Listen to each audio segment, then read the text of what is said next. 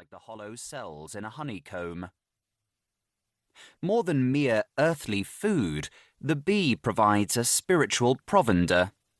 Seen as immaculate and a symbol of chastity, the queen, who is capable of reproducing without the help of a male, fascinates the defenders of virginity dogma.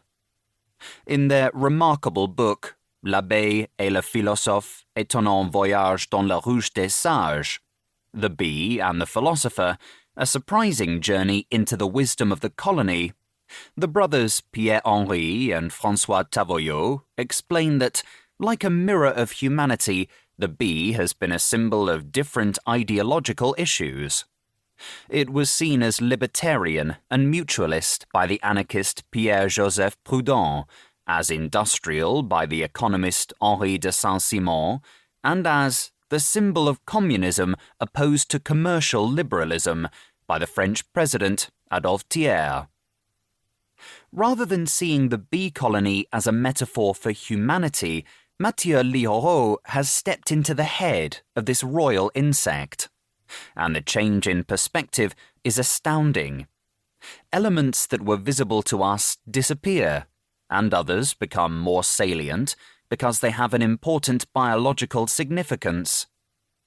In the bee's realm, some of them smell the fragrance of flowers at their leisure, anchor this sensorial delight in their memory, mentally represent the aroma, and back at the palace, pass on their delicious findings while dancing and waggling. They locate the precious nectar by situating themselves in relation to the sun and use other terrestrial visual cues, which they're capable of counting.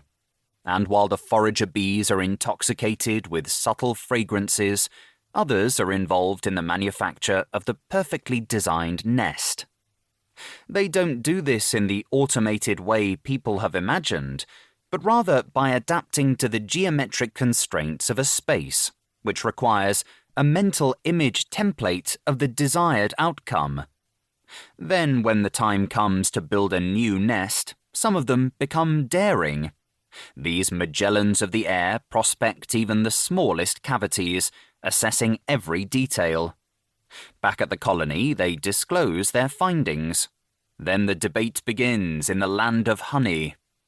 With varying degrees of intensity, each bee broadcasts the location it would choose, and the final decision is based on the intrinsic superiority of the winning site, evaluated many times by several hundred individuals, a simple and effective model of democracy.